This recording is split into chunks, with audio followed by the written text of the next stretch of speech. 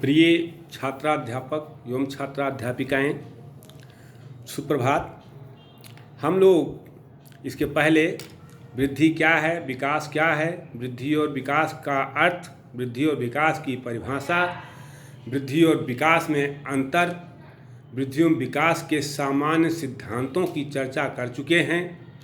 आज का जो हमारा विषय है, आज का टॉपिक है वृद्धि तथा विकास के सिद्धांतों का शैक्षिक महत्व। जिन सिद्धांतों की हम चर्चा किए हैं या वृद्धि और विकास के जो सिद्धांत हैं उनका शैक्षिक महत्व क्या है, शिक्षा के क्षेत्र में क्या महत्व है।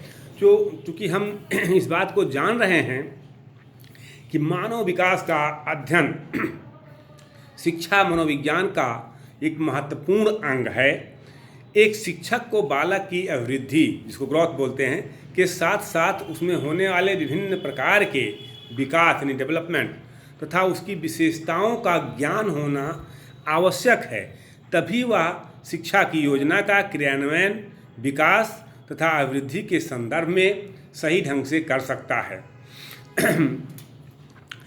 विकास के सिद्धांतों के ज्ञान से इस बात का पता चलता है या ये ज्ञात होता है कि बालकों से कब और किस प्रकार के व्यवहार की अपेक्षा की जानी चाहिए।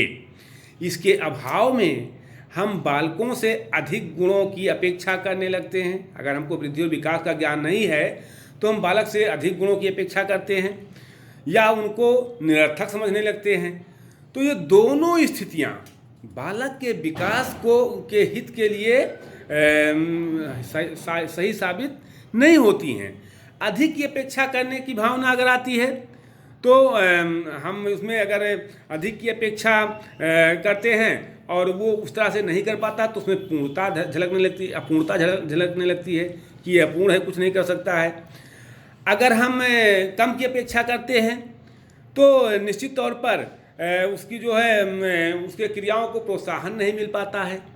तो ये दोनों स्थितियाँ जो होती हैं, प्रथम स्थिति में बालक में हीनता की भावना आ जाती है और द्वितीय स्थिति में उसको विकास के उत्प्रेरक नहीं मिल पाते हैं।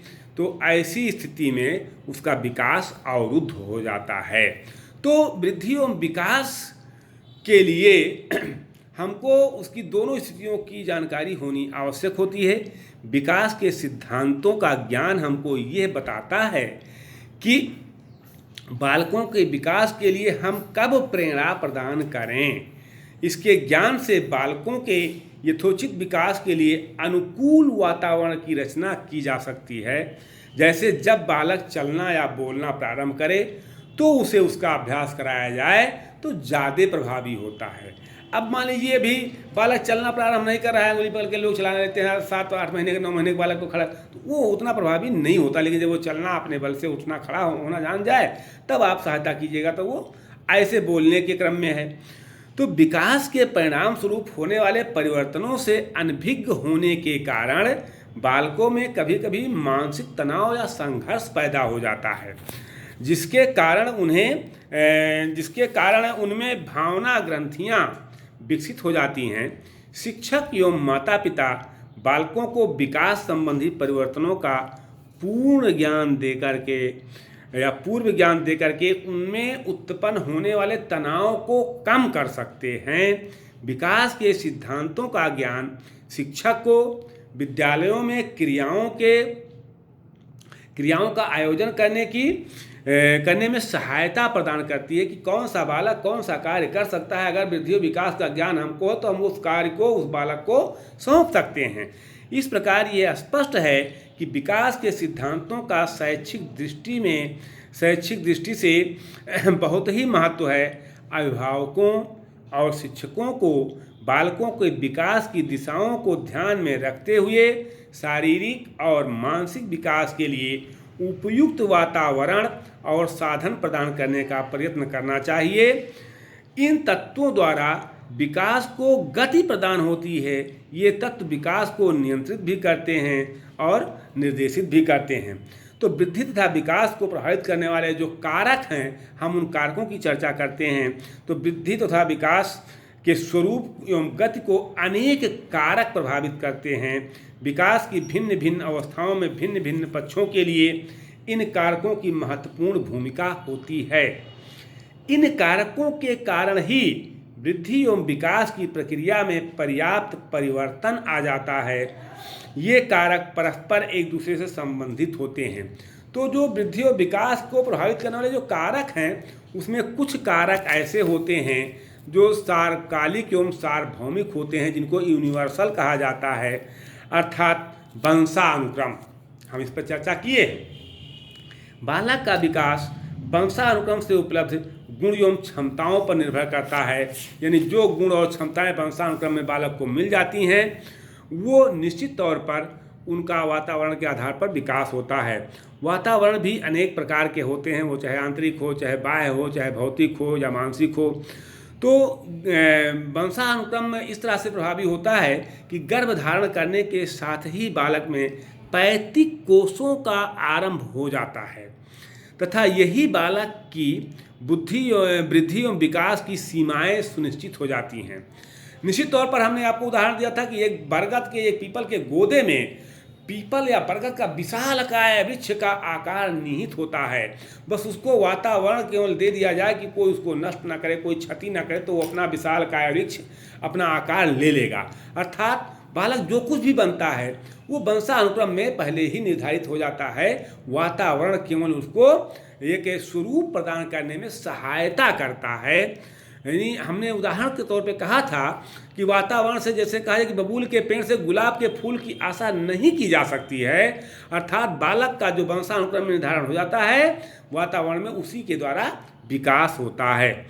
ये पैतृक गुण पीढ़ी दर पीढ़ी हस्तांतरित होते रहते हैं। बालक के कद, आकृति, बुद्धि, चरित्र आदि को भी वंशानुक्रम संबंधी विशेषताएं प्रभावित करती हैं। जो दूसरा कारण है वृद्धि तथा विकास को प्रभावित करने का, वो है वातावरण। देखिए, ये दो कारण जो है वंशानुक्रम, वातावरण, वो सभी हर चीज़ में बालक का शैशवावस्था, बालक बाल्यावस्था, किशोरावस्था, हर अवस्था में बालक के गुणों को प्रभावित करने में ये कारक निश्चित तौर पर महत्वपूर्ण माने जाते हैं। तो वातावरण भी बालक के विकास को प्रभावित करने वाला महत्वपूर्ण तत्व है। इसके अभाव में बालक में अनेक विशेषताओं का विकास इसके प्रभाव से बालक में अनेक विशेषताओं का विकास होता है। इसके अभाव में बालक का जिस ढंग से विकास होना चाहिए उस ढंग से विकास नहीं हो पाता है।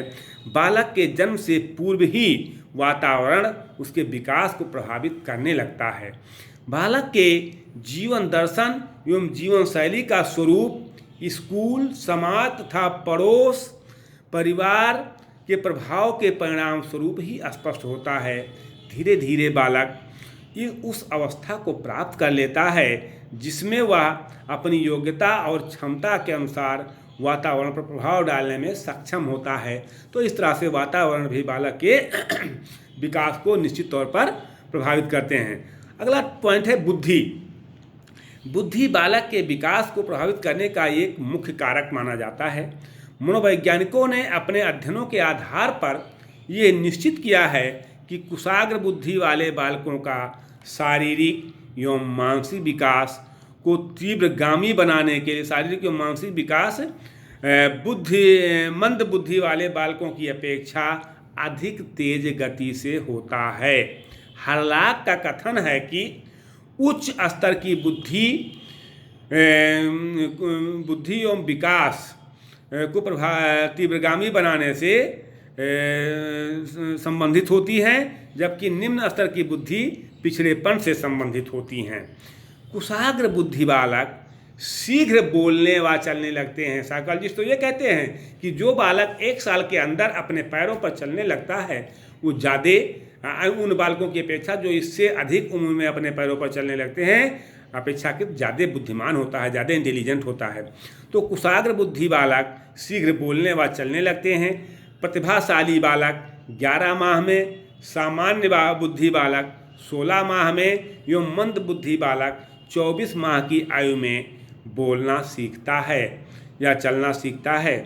अब यहाँ है लिंग, अर्थात यौन या सेक्स कह लीजिए। बालकों के शारीरिक व मानसिक विकास में लिंग भेद का प्रभाव भी पड़ता है। यद्यपि जन्म के समय बालकों का आकार बड़ा होता है, किंतु बाद में बालिकाओं में शारीरिक विकास की गति तीव्र होती है। इसी प्रकार बालिकाओं में मानसिक विकास एवं यौन परिपक्वता बालकों से पहले आ जाती है।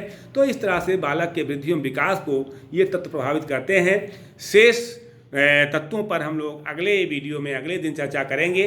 अगर आपको वीडियो अच्छा लगेगा तो प्लीज़ सब्सक्राइब और लाइक तथा शेयर ज़रूर कीजिएगा। बहुत बहुत धन्यवाद आप लोगों को।